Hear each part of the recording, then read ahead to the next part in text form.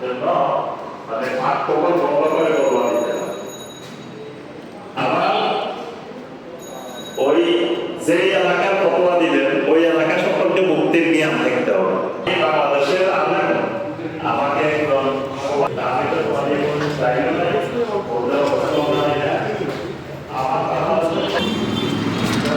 আমাকে যদি প্রশ্ন করে ফতোয়া জানতে চায় যে মহিলাদের জন্য শাড়ি পরা যায় আছে কিনা, তো উত্তর কি হবে? আপনারা বলেন তো দেখি বাংলাদেশে মহিলাদের জন্য শাড়ি পরা যায় আছে কিনা? জি, আপনারা কি মনে করেন জায়েজ না না জায়েজ? জি, কেন না জায়েজ? শাড়ি পরলে অসুবিধা কি? জি, না আপনি শর্ত দিলেন যে শর্ত সাপেক্ষে শাড়ি পরা যায়, আপনার সব টাকা থাকতে হবে, শত থাকতে হবে, আপনার সবকিছু টাকা থাকলে তো শাড়ি পরলে অসুবিধা কি? অসুবিধা তো নাই। জি, বোরকা কেন? তো সে ঘরের মধ্যে ছেলের সামনে বোরকা পরে থাকবে, তারপরে স্বামীর সামনে বোরকা পরে থাকবে,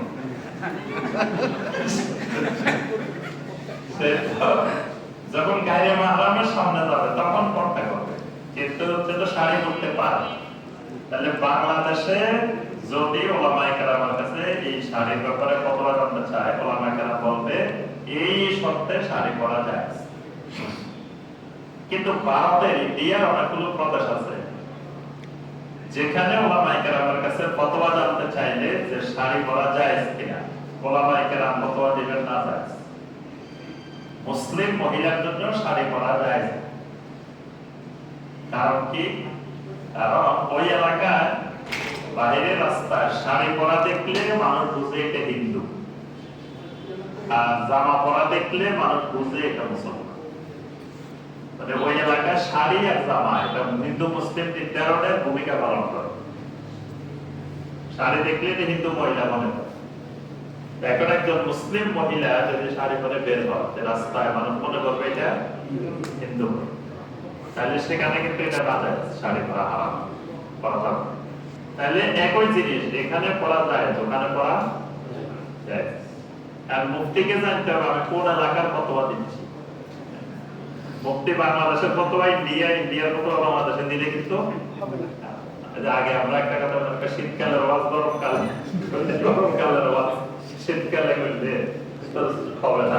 জায়গা অনুযায়ী ফতোয়ার পরিবর্তন। আচ্ছা, আল্লাহ পাক কোরআনে কারিমে বলেছেন ফালা তাকুল্লাহুমা উফফি ওয়ালা তানহারহুমা, তোমরা মা বাবাকে কি করিও না, উফ বলিও না। উফ কোরআনের শব্দটা হলো ফালা তাকুল্লাহুমা উফফি। উফ, উফ মানে কি? যে এটা কি দুঃখের শব্দ না আনন্দের শব্দ?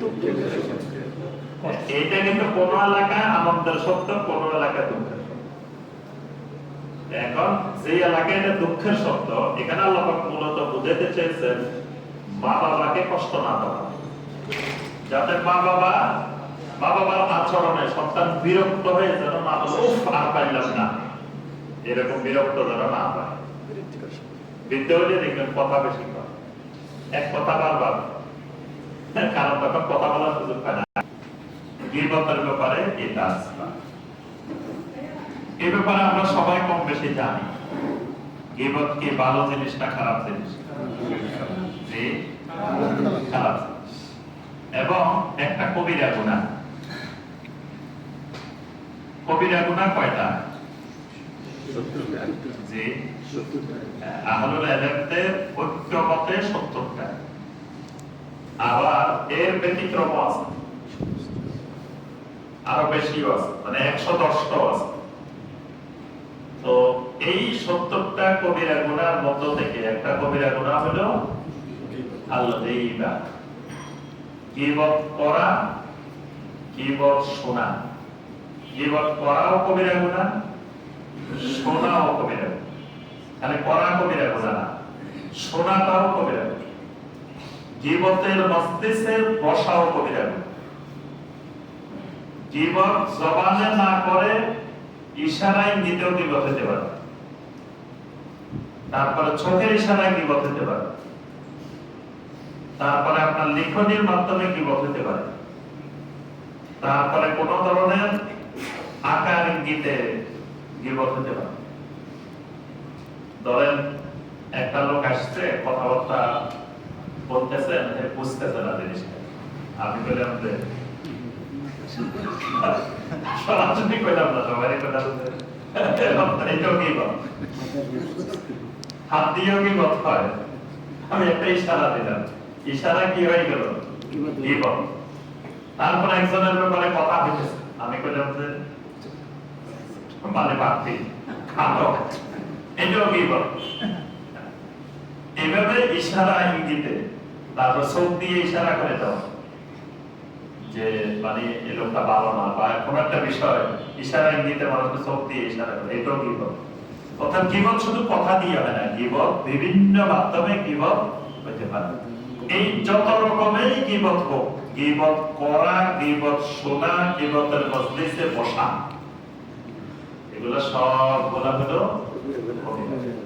কিন্তু এটা হলো একেবারে সহজ কবিরা গুনাহ। কিছু কবিরা গুনাহ আছে একটু কঠিন, কবিরা গুনাহ করতে গেলে কষ্ট করতে হয়। আর কিছু কবিরা গুনাহ আছে কষ্ট ছাড়াই হয়ে যায়।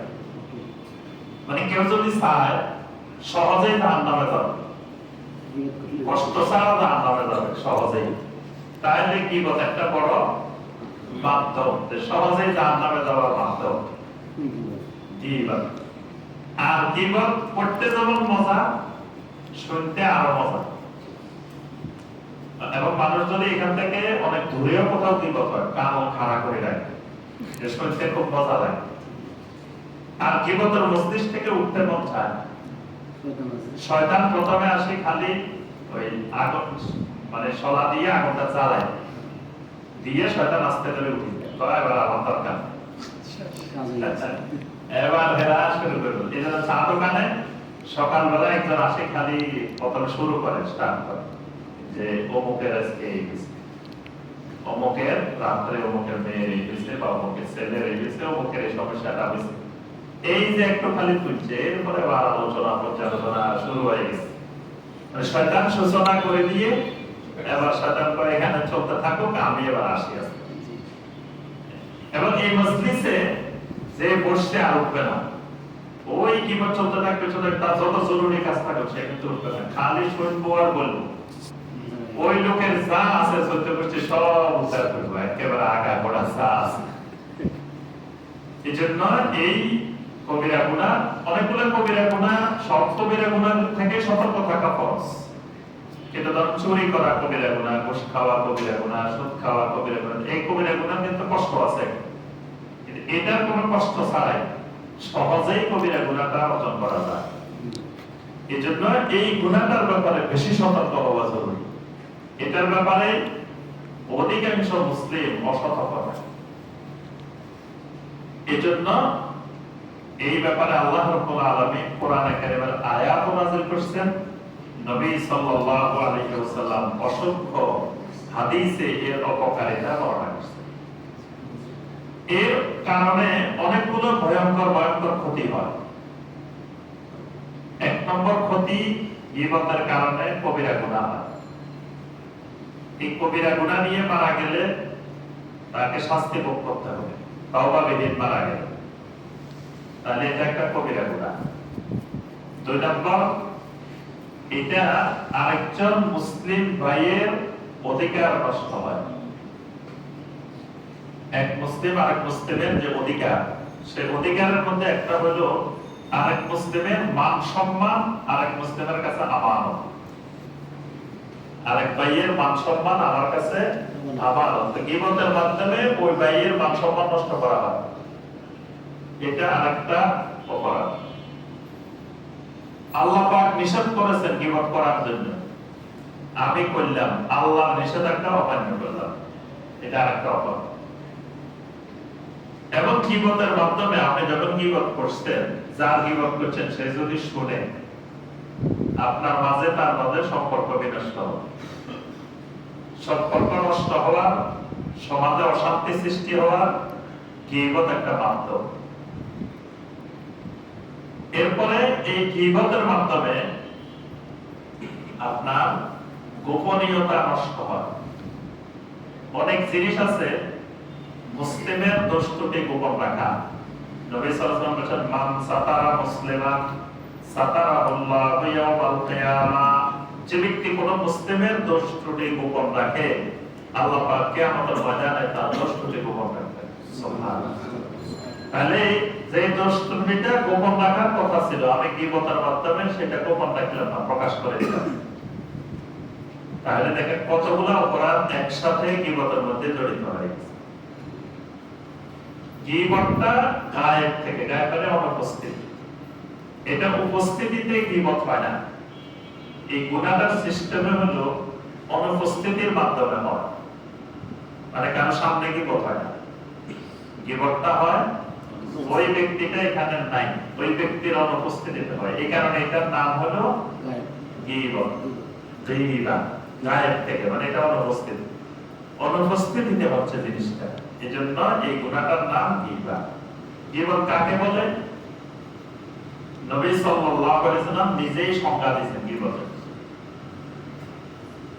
তিরমিজির হাদিস, জামিয়া তিরমিজির হাদিস, আবু হুরায়রা রাদিয়াল্লাহু তাআলা বর্ণনা করেছেন, নবী সাল্লাল্লাহু আলাইহি ওয়াসাল্লামের শিক্ষাদান পদ্ধতি দেখেন। আল্লাহ রাসূলের শিক্ষাদানের স্টাইল, পদ্ধতি।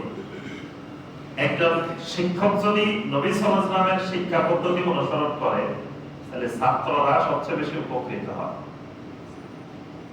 নবী সাল্লাল্লাহু আলাইহি ওয়াসাল্লামের প্রত্যেকটি জিনিস উসওয়ায়ে হাসানা, শিক্ষাদান পদ্ধতি, নবী সাল্লাল্লাহু আলাইহি ওয়াসাল্লামের যে টিচিং মেথড, এই মেথডোলজিটা উসওয়ায়ে হাসানা। নবী সাল্লাল্লাহু আলাইহি ওয়াসাল্লাম দুইটা পদ্ধতিতে ব্যবহার করতেন শিক্ষাদানের জন্য। একটা পদ্ধতি, নবী সাল্লাল্লাহু আলাইহি ওয়াসাল্লাম প্রথমেই সাহাবায়ে কেরামের সামনে একটা প্রশ্ন ছুড়ে দিতেন। প্রথমে উত্তর বলতেন না, প্রশ্ন জিজ্ঞেস করতেন। তারপরে সাহাবায়ে কেরামের কথা শুনে তারপরে নবী সাল্লাল্লাহু আলাইহি ওয়াসাল্লাম এটার সঠিক উত্তরটা বলে দিতেন। এটা একজন শিক্ষকের টিচিং মেথডোলজি। ক্লাসে এসে ছাত্রকে একটা প্রশ্ন করবে, তো উনি জানেন যে ছাত্র পারবে না, পারুক আর না পারুক, প্রশ্নটা আগে করে দেওয়া। বললে এক একজনের মাথায় এক একটা আসবে, এক একজন এক একটা বলবে, এক এক ছাত্র এক একটা বলবে। পরে শিক্ষক যখন সঠিকটা বলে দিবে, এটা তার মাথায় সুন্দরভাবে ঢুকে যাবে। এটা নবী সাল্লাল্লাহু আলাইহি ওয়াসাল্লামের একটা শিক্ষা। অনেকগুলো হাদিস দেখবেন, নবী সাল্লাল্লাহু আলাইহি ওয়াসাল্লাম প্রথমে হাদিস জিজ্ঞেস করেন। এখানে এই হাদিসটার মধ্যে দেখেন নবী সাল্লাল্লাহু আলাইহি ওয়াসাল্লাম এসে জিজ্ঞেস করতেছেন, আতাদরুনা মাল গীবা, তোমরা কি জানো গীবত কি? সাহাবায়ে কেরামদেরকে জিজ্ঞেস করেন। সাহাবায়ে কেরামদের তো জানলেও বুঝলেন, কারণ তারা মনে করতেন আমাদের জানা হলো নিজের থেকে, নিজের হাওয়া থেকে জানা, আর নবী সাল্লাল্লাহু আলাইহি ওয়াসাল্লামের জানা হলো ওহী থেকে জানা। তাহলে দুইটা তো আকাশ পাতাল তফাৎ। নবী সাল্লাল্লাহু আলাইহি ওয়াসাল্লাম জিজ্ঞাসা করলেন, সাহাবায়ে কেরাম বললেন, আল্লাহু ওয়া রাসূলুহু আ'লাম, আল্লাহ এবং আল্লাহর রাসূল এই ব্যাপারে ভালো জানেন। এজন্য এখন কোন মুফতি ফতোয়া লিখলে শেষে লিখতে হবে যে আল্লাহু আ'লামু বিস-সাওয়াব, রাসূলুহু লেখা হবে না। এটা নবী সাল্লাল্লাহু আলাইহি ওয়াসাল্লামের জীবন দশায় সাহাবায়ে কেরাম বলতেন আল্লাহু ওয়া রাসূলুহু আ'লাম। রাসূলের ওফাতের পরে সাহাবায়ে কেরাম আর রাসূলুহু আ'লাম বলতেন না, বলতেন আল্লাহু আ'লাম। এজন্য যে কোন মুফতি ফতোয়া দিয়ে শেষে লিখতে হবে আল্লাহু আ'লামু বিস-সাওয়াব। এটা সঠিক ফতোয়া, সঠিক সমাধান একমাত্র আল্লাহ জানেন। আমি আমার পুত্র এলেমের আলোকে দিছি, কিন্তু এটা সঠিক নাও হতে পারে, এটা সমাধান আল্লাহ জানেন। তো সাহাবায়ে কেরাম বলতেন আল্লাহু ওয়া রাসূলুহু আ'লাম।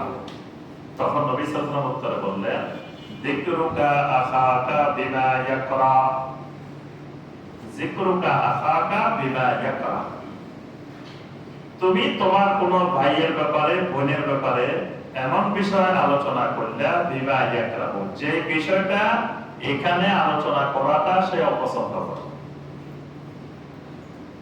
তাহলে এখানে কয়েকটা জিনিস, যদি এমন বিষয় আপনাদের সামনে এক ভাইয়ের ব্যাপারে আলোচনা করলাম, এটা এখানে আলোচনা করলে উনি অপছন্দ করেন, উনি আরো খুশি হন যে আমার সুনাম করছে, ওখানে ভালো ভালো কথা বলছে, এটা কি ঘটনা। কিন্তু যেটা উনি শুনলে বুঝে আমার অনুপস্থিতিতে উনি বুঝি এই কথাগুলো বলছে, এটা অপছন্দ করে, বাইরের মানুষের কাছে বলা এটা উনি অপছন্দ করে। এইরকম বিষয় বাহিরে কারো কাছে আলোচনা করা, কোন মুসলিম ভাই অথবা বোনের ব্যাপার, এটার নাম গীবত। এখন এক সাহাবীর মনে প্রশ্ন জেগে উঠছে। সাহাবায়ে কেরাম সহজে প্রশ্ন করতেন না, মাঝে মাঝে একেবারে অনুপায় পেলে তখন বিষয়টা প্রশ্ন করতেন। আমি ওইদিন এক জায়গায় এক জুমার খুতবায় মুসল্লিদেরকে প্রশ্ন করলাম, বললাম না আপনাদের কাছে 3টা প্রশ্ন হবে, প্রথম 2টা জেনারেল প্রশ্ন, পরেরটা হবে নোয়াখালীর প্রশ্ন। সবাই তো নোয়াখালীর প্রশ্ন শুনবে আজকে, খুব আগ্রহ করে শুনছে। আমি বললাম প্রথম প্রশ্ন যে ফসলের জাকাত, যে ফসলটা বৃষ্টির পানিতে হয়েছে, আল্লাহর দেওয়া পানি, এই ফসলটা কত পার্সেন্ট জাকাত দিতে হবে, কতটুকু জাকাত দিতে হবে? আপনারা বলেন তো দেখি। 10 ভাগের 1 যেটা বৃষ্টির পানিতে হয়েছে 10 ভাগের 1 ভাগ। 10 ভাগের 1 ভাগ মানে 10%। 10%। আচ্ছা, আরেকটা হলো বৃষ্টির পানিতে হয় নাই, সেচের পানিতে, আমাদের চেরি চাষ করা না, ইরিগেশন, এই যেটা সেচের পানি দিয়ে হয়েছে, তাহলে এটা কত পার্সেন্ট? 20 ভাগের 1 ভাগ হলে কত পার্সেন্ট হয়? 5%। তাহলে বৃষ্টির পানিতে হইলে 10% আর সেচের পানিতে হইলে 5%। এবার হলো নোয়াখালীর প্রশ্ন। অর্ধেক বৃষ্টির পানিতে হয়েছে, অর্ধেক সেচের পানিতে হয়েছে, পুরাটা বৃষ্টিও হয় নাই, পুরাটা সেচেও হয় নাই, তাহলে কি হবে? ওই আওয়াজ শুনছেন না? এটা তো যে আগে যুক্তিবাদী আওয়াজ করতে হইতো, আমরা ছোটবেলায় বলতেছে এখানে নোয়াখালীর কেউ আসেনি, কয় না এগুলো কম, নোয়াখালী থাকলে আমি ওই আওয়াজ করবো না। আচ্ছা, এখন একটা গাছ ছিল নদীর পাড়ে, এই গাছের একটা পাতা যদি নদীতে পড়ে কুমির হয়, আর যদি এটা উপরে পড়ে বাঘ হয়। গাছের পাতা উপরে পড়লে বাঘ হয়, নিচে পড়লে কুমির হয়। একজন উনি যদি অর্ধেক উপরে পড়ে অর্ধেক নদীতে পড়ে তাহলে কি হয়? আমি আগে বলছি না নোয়াখালীর কেউ থাকলে ওয়াজ করবো না। এখন অর্ধেক বৃষ্টির পানিও লাগছে, আবার সেচের পানিও লাগছে, তাহলে কত পার্সেন্ট হবে? 7.5%। তখন দিতে হবে 10% না 5% না, কত পার্সেন্ট? 7.5%। কত কেজি হলে ওষুধ দিতে হয় বলেন তো দেখি, মানে নেশাব কত কেজি ফসল হইলে আপনাকে ওষুধ দিতে হবে, জাকাত দিতে হবে? জি, এটা নিয়ে অনেকগুলো মত আছে, মানে হাদিসের ভাষা হলো 5 ওয়াসাক। তো এটা আরফির মত হলো 5 ওয়াসাকে বর্তমান পৃথিবীতে 653 কেজি। 653 কেজি। 653 কেজি কত মন হবে? দেখে আপনারা আমাকে কি রকম, কত মন কত কেজি? জি, হ্যাঁ, 16 মন কত কেজি? 13 কেজি। 640 হলে 16 মন আর 13 কেজি, তাহলে 16 মন 13 কেজি হলো ফসলের নেশাব। এবার আরেকটা প্রশ্ন, জাকাত দিতে হয় ছাদের হিসাবে, চন্দ্র বছরে। চন্দ্র বছরে কত পার্সেন্ট জাকাত দিতে হয়? 2.5%। একজনে বলল যে না আমি চন্দ্র বছরে দিব না, 16 বছরে দিব। আমি মানে ইংরেজি হিসাব করি, বছর জানুয়ারি টু জানুয়ারি জাকাত, আমি রমজান তো রমজান দিব না, আমি জানুয়ারি টু জানুয়ারি দিতে পারবে কিনা? পারবে। তাহলে কত পার্সেন্ট দেবে? একটু বেড়ে যাবে, 165 দিন দিতে, যে একটু বেড়ে যাবে। এটা বের করা আছে, এটা আলুল আলামরা বের করে ফেলছে। এটা এমটা তো হবে 2.5%, এবার হবে 2.5775। এটা যে পার্সেন্টেজ করবে, তাহলে 16 বছরেও চাইলে টাকা দিতে হবে, তবে সে 2.5% দিতে পারবে না, 2.5% বেশি দিতে হবে। সে যে 11 দিন বেশি হয়েছে এক বছরে, ওই 11 দিনের সহ। আচ্ছা, এখন নবী সাল্লাল্লাহু আলাইহি ওয়াসাল্লাম যখন গীবতের সংজ্ঞা দিলেন, একজন সাহাবী উঠে প্রশ্ন করলেন, আফারাআইতা ইন কানা ফি আখি মা আকুল, ইয়া রাসূলুল্লাহ সাল্লাল্লাহু আলাইহি ওয়াসাল্লাম, যদি আমি আমার ভাইয়ের পিছনে এমন কথাটা বলছি, ওই কথাটা ওই কাজটা আসলে আমার ভাই করছে, সত্য ঘটনা, আমি কোনো মিথ্যা কথা বলি নাই, সত্য ঘটনাটা সত্য কথাটা তার পিছে বলছি, এটাও কি আমার গীবত হবে? মানে আমি একটু বানাইও বলি নাই, মিথ্যা বলি নাই, কিছু বলি নাই, একেবারে সত্য ঘটনা আমি পিছনে বলছি, এইটাতেও কি আমার গীবত? তখন আল্লাহ রাসূল সাল্লাল্লাহু আলাইহি ওয়াসাল্লাম বললেন, ইন কানা ফীহি মা তাকুলু ফাকাদ ইগতাবতা ওয়া ইন লাম ইয়াকুন ফীহি মা তাকুলু ফাকাদ বাহাত্তা। নবী সাল্লাল্লাহু আলাইহি ওয়াসাল্লাম বললেন, এটাও মুফতির একটা যোগ্যতা। মুফতিকে ফতোয়া জিজ্ঞেস করছে যতটুকু, মুফতি যদি মনে করে যে এর সাথে আরেকটু বাড়াই দেওয়া দরকার, এই জিনিসটা তার দরকার হতে পারে, তাহলে একটু বাড়াইয়ে দিতে পারে। এখন নবী সাল্লাল্লাহু আলাইহি ওয়াসাল্লামকে জিজ্ঞেস করছেন এটাও কি গীবত হবে? তখন নবী সাল্লাল্লাহু আলাইহি ওয়াসাল্লাম বললেন, তুমি যে কথাটা বলছো এটা যদি বাস্তবে সত্য ঘটনা হয়, এটার নাম গীবত। সত্য কথা বলছো, সত্য ঘটনা তার পিছনে বলছো, এটা গীবত। এখন যেহেতু প্রশ্নটা আসছে, আমি যদি মিথ্যা কথা বলতে পারি তার পিছনে, তখন সেটা কি গীবত? নবী সাল্লাল্লাহু আলাইহি ওয়াসাল্লাম বলেন সেটা গীবত না, সেটা গীবতের উপরে। ওয়া ইন লাম ইয়াকুন ফীহি মা তাকুলু ফাকাদ বাহাত্তা, যদি তার ভিতরে এই ত্রুটিটা নাই, মিথ্যা কথা পিছনে বানাবানা বলছে, তাহলে ফাকাদ বাহাত্তা, অপবাদ। তুমি বহতান করলা। একটা হলো গীবত আর একটা হলো বহতান, অপবাদ। সে করে নাই, সে বলে নাই, তুমি এরকম কথা আসি তার পিছনে বলা শুরু করছো, এটা গীবতের চেয়ে আরো বড় গুনাহ। এটার মধ্যে দুইটা গুনাহ, একটা হলো গীবতের গুনাহ, সত্য কথা বললে গীবতের গুনাহ হতো, সে পিছনে বলছে এটা এক নম্বরে গীবতের গুনাহ আছে, দুই নম্বরে মিথ্যা কথা বলছে, তিন নম্বরে সে করে নাই, তার ব্যাপারে একটা মিথ্যা অপবাদ দিছে। এই কয়েকটা গুনাহ জড়িত হই, এটা বড় গুনাহ, এটা বহতান। তাহলে গীবতের সাথে বহতানও সম্পৃক্ত আছে। কোরআনে কারিমে সূরা আল-হুজুরাতের 12 নম্বর আয়াত আল্লাহ সুবহানাহু ওয়া তাআলা বলেন, ওয়ালা ইয়াগতাব বা'দুকুম বা'দা, খবরদার তোমরা একজন আরেকজনের গীবত করিও না। আল্লাহ সরাসরি নিষেধ করেছেন। আইয়ুহিব্বু আহাদুকুম আইয়াকুলা লাহমা আখিহি মাইতান ফাকারিহতুমু, আল্লাহ পাক নিষেধ করে আরেকটা দৃষ্টান্ত দিয়েছেন। আচ্ছা, তোমাদের কেউ কি তোমাদের মৃত ভাইয়ের গোশত খাওয়াটাকে পছন্দ করো? ফাকারিহতুমু, অবশ্যই তোমরা সেটা অপছন্দই করো। তো তোমার ভাইয়ের পিছনে এই গীবতটা করা মানে তোমার ভাইয়ের গোশত খাওয়া, মৃত ভাইয়ের গোশত খাওয়া। অর্থাৎ গীবতটাকে আল্লাহ রাব্বুল আলামিন মৃত ভাইয়ের গোশত খাওয়ার অপরাধের সাথে তুলনা করেছে। এটা এরকম একটা অপরাধ। এজন্য অনেক সালাফেরা মনে করতেন গীবত করলে রোজা ভেঙে যায়। অনেক সালাফদের ফতোয়া আছে গীবত করলে রোজা ভেঙে যায়, কারণ দিনের বেলা খাওয়া হারাম। যে গীবত করছে সে তো তার ভাইয়ের গোশত খাই ফেলছে, গোশত খাইলে রোজা সিয়াম থাকে কেন?